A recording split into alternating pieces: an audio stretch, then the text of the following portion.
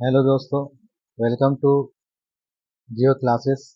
आज हम लोग का महत्वपूर्ण टॉपिक है लैटिट्यूड और लॉन्गिट्यूड और उससे संबंधित एमसीक्यू भी हम लोग सॉल्व करेंगे, जो आने वाले एनटीपीसी एग्ज़ाम के लिए काफ़ी महत्वपूर्ण होगी।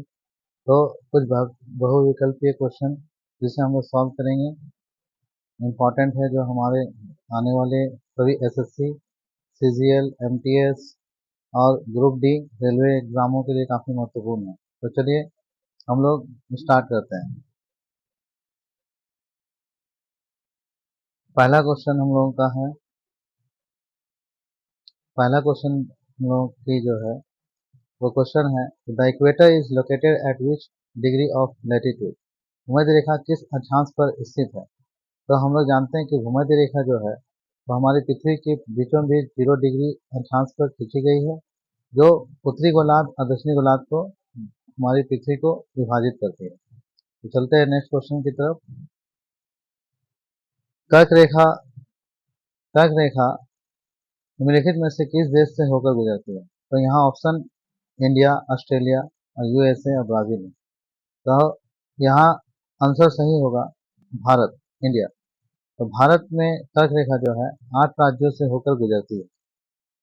ठीक है, नेक्स्ट क्वेश्चन की तरफ चलते हैं हम लोग।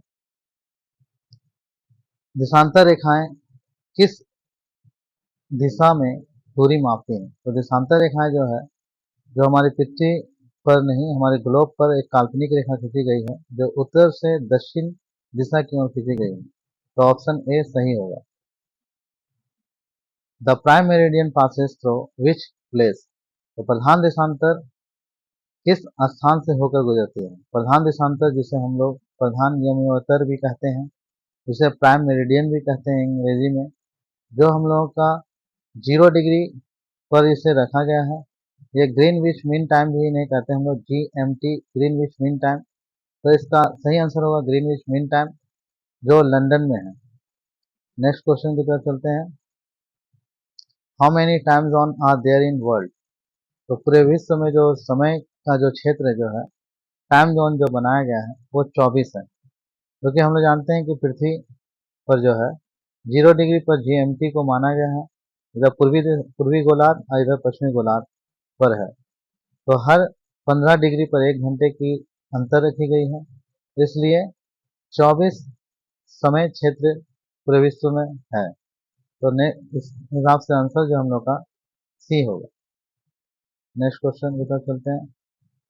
कौन सी रेखा पृथ्वी को उत्तर और दक्षिणी गोलार्ध में विभाजित करती है? जैसा कि हम लोग जानते हैं कि अभी हम लोगों ने डिस्कस भी किया कि भूमध्य रेखा जो है पृथ्वी को उत्तरी गोलार्ध और दक्षिणी गोलार्ध में विभाजित करती है। The international deadline is located at approximately which located latitude longitude. तो अंतर्राष्ट्रीय तिथि रेखा लगभग किस देशांतर पर स्थित है? अंतर्राष्ट्रीय तिथि रेखा जो है यह 1884 में इसे तय किया गया था, और यह 180 डिग्री देशांतर पर रखी गई। What is the total number of latitude including equator. कुल अक्षांश भूमध्य रेखा सहित कितनी है? तो अक्षांश रेखा हम लोग जानते हैं, अगर बिंदु मान लिया जाए उत्तरी और दक्षिणी गोलार्ध को, तो 180 होगी। लेकिन अगर इक्वेटर को अगर सम्मिलित किया जाए तो 181 होगी। तो आंसर सी सही है। नेक्स्ट, भारतीय मानक समय जो है किस देशांतर पर आधारित है? तो भारतीय मानक समय जो है 82.5 डिग्री देशांतर पर इसे, ये 82.5 डिग्री पूर्वी देशांतर पर इसे रखा गया है। यहीं से यह GMT समझो ग्रीनविच मीन टाइम से 5.5 घंटा ये आगे है, 5.5 घंटा ये आगे है। और यहाँ से पूरे भारत के समय को निर्धारित की जाती है। यह यूपी के मिर्जापुर में इसे निर्धारित किया गया है।